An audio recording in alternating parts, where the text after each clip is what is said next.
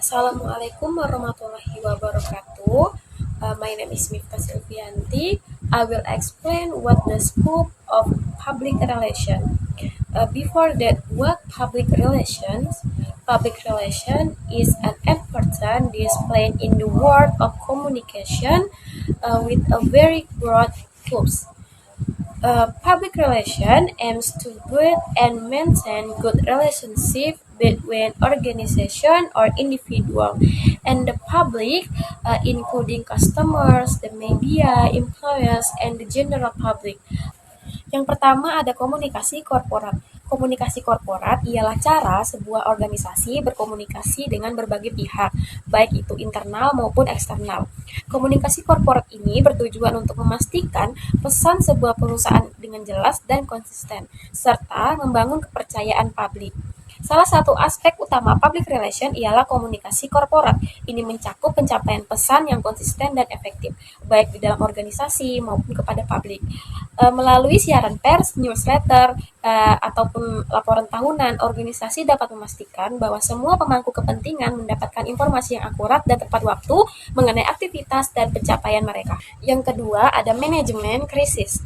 Public relation juga berperan penting dalam manajemen krisis. Ketika terjadi situasi yang dapat merusak reputasi organisasi, tim public relation harus siap dengan rencana yang matang. Mereka harus mampu merespon dengan cepat dan efektif untuk meminimalisir dampak negatif, serta menjaga kepercayaan publik. Lalu yang ketiga ada media relation. Hubungan dengan media merupakan elemen kunci dalam public relation. Tim public relation bekerja untuk membangun dan memelihara hubungan baik dengan jurnalis, blogger, dan influencer. Dengan mengatur konferensi pers atau wawancara media, mereka dapat memastikan bahwa pesan organisasi dapat disampaikan dengan cara yang positif dan menarik. Yang keempat, ada event management. Pengelolaan acara juga merupakan bagian penting dari public relation. Organisasi sering mengadakan berbagai acara seperti peluncuran produk, seminar, dan konferensi untuk meningkatkan visibilitas dan membangun hubungan yang lebih dekat dengan publik. Nah, acara ini tidak hanya berfungsi sebagai platform untuk memperkenalkan produk atau layanan baru mereka, tetapi juga sebagai kesempatan untuk berinteraksi langsung dengan para audiens. Lalu yang kelima, ada corporate social responsibility atau CSR. Di era modern ini, CSR menjadi semakin penting dalam public relation. Organisasi dituntut untuk menunjukkan komitmen mereka terhadap isu-isu sosial dan lingkungan. Tim public relation juga bertugas mengembangkan dan mempromosikan program CSR ini yang dapat meningkatkan citra perusahaan dan menunjukkan bahwa mereka peduli terhadap masyarakat. Yang keenam, ada pengelolaan reputasi. Pengelolaan reputasi ini adalah bagian integral dari public relation.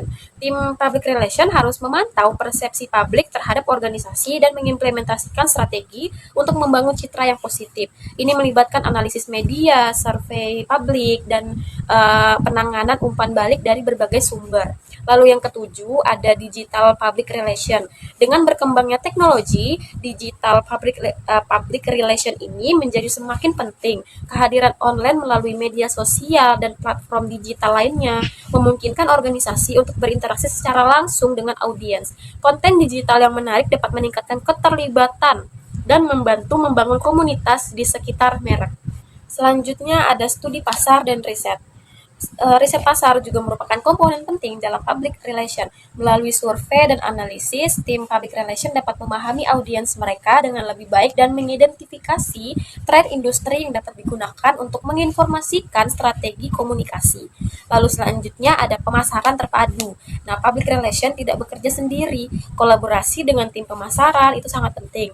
Melalui pemasaran terpadu, public relation dapat menciptakan kampanye yang kohesif dan efektif, menggabungkan elemen public relation dengan iklan dan promosi lainnya.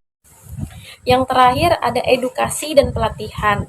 Jadi edukasi dan pelatihan ini mengenai public relation sangat penting bagi karyawan. Dengan memberikan pelatihan tentang komunikasi yang efektif, organisasi dapat memastikan bahwa semua anggota tim memahami peran mereka dalam membangun dan memelihara reputasi baik suatu organisasi.